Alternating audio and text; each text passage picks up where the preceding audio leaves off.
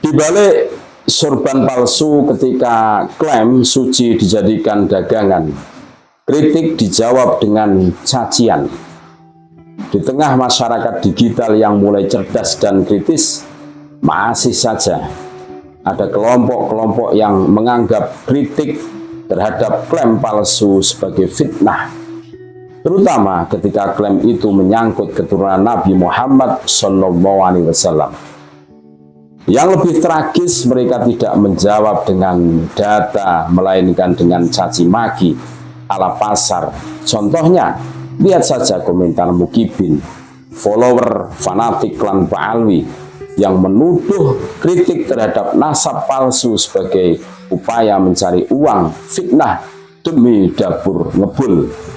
Lucunya, mereka menyebut orang-orang kritis sebagai anak buah Sina Agwan. Sekilas kayak plot sinetron abal-abal, tapi ini realita. Mari kita luruskan, saudara-saudaraku. Yang pertama, kritik bukan fitnah, tapi cermin untuk yang takut bercermin. Yang disebut fitnah itu apa sih? Fitnah adalah tuduhan tanpa bukti. Tapi kalau yang dibahas adalah tidak adanya sanad historis nasab Ba'lawi ke Nabi Muhammad SAW. Bukti genetika haplogrup G bukan J1 pada Ba'lawi. Referensi ahli seperti Kiai Haji Maduddin Usman Al-Bantani, Profesor Dr. Manasim Ali, dan Dr. Sugeng Sugiyarto. Maka itu bukan fitnah, tapi kritik berbasis ilmu. Kalau ini tetap disebut fitnah, maka semua ilmuwan adalah tukang fitnah dan semua buku sejarah harus dibakar. Yang kedua, klaim nasab itu harusnya diuji, bukan diimani buta. Kalau memang yakin bahwa nasab Ba'alwi asli, ayo buka hasil DNA-nya, ayo paparkan sanadnya. Jangan malah lari ke narasi playing victim. Kasihan anak istri saya makan dari memfitnah Habib. Pertanyaannya, kalau kalian yakin suci, kenapa takut diuji? Cuma itu aja.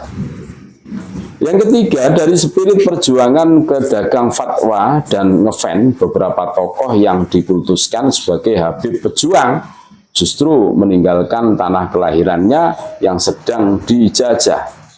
Lalu datang ke Nusantara membuka pasar spiritual, jualan barokah, ngisi majelis dengan glorifikasi darah Arab. Emangnya ini hijrah atau ekspansi cabang franchise spiritual?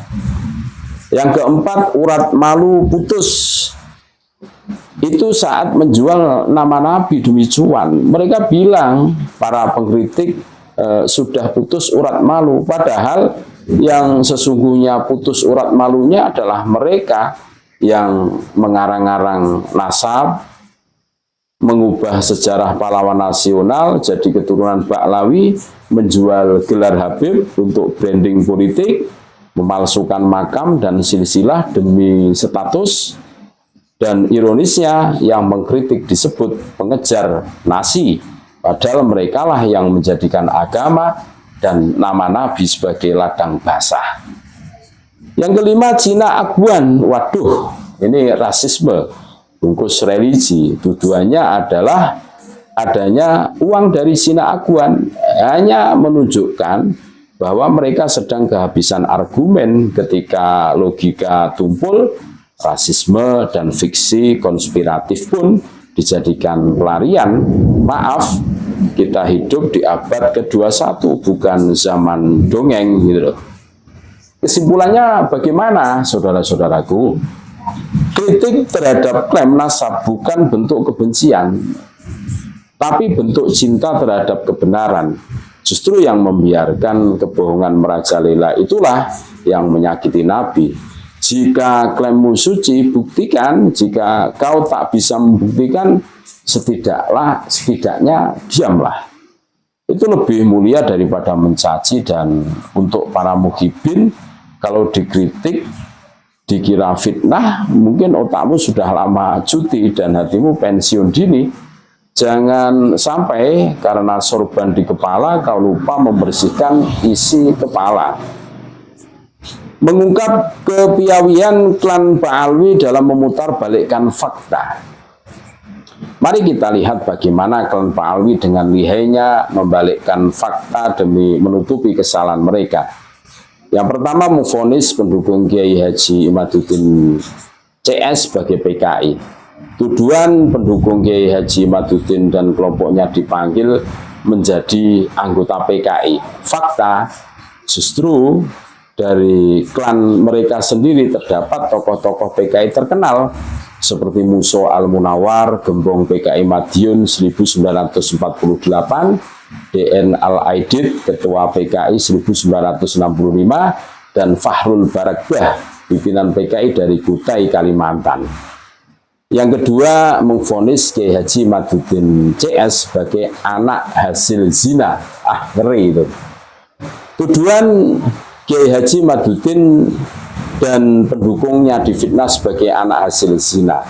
Fakta, berdasarkan penelitian Kiai Haji Ja'far Shodiq Madura ditemukan bahwa Ubaidillah bukan putra Ahmad bin Isa, melainkan keturunan Ahmad Al-Habib alias Maimun Al-Qadar, pendiri dinasti Fatimiyah.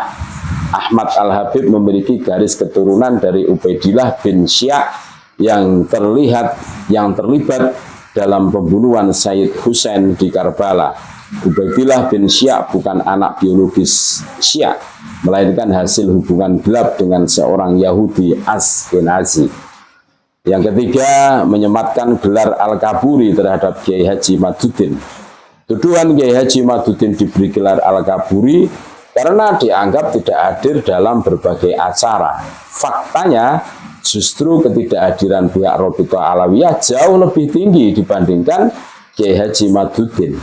Bukti pertemuan-pertemuan menunjukkan bahwa Kiai Haji Imaduddin selalu hadir, sementara banyak tokoh Robitoh Alawiyah yang absen.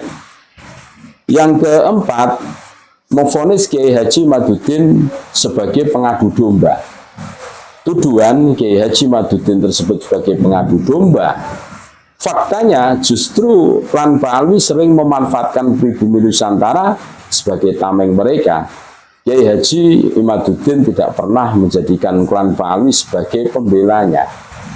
Yang kelima, memvonis Kiai Haji Imaduddin sebagai antek Cina. Tuduhan Kiai Haji Imaduddin disebut sebagai antek Tiongkok. Faktanya, justru di balik proyek PIK 2 yang bermasalah terdapat Kabid Mu'annas Al-Aidid yang berkolaborasi dengan penguasa Cina Aguan. Simpulannya, semua tuduhan yang diarahkan kepada Kiai Haji Imaduddin CS oleh klan Ba'alwi hanyalah upaya untuk menutupi kebusukan mereka sendiri. Mereka mencoba memutarbalikkan fakta dengan cara-cara yang tidak ilmiah, bahkan dengan tuduhan yang berbau rasisme. Kritik terhadap klan nasab Ba'alwi bukanlah kebencian, melainkan upaya mencintai kebenaran dan membongkar kebohongan yang merajalela.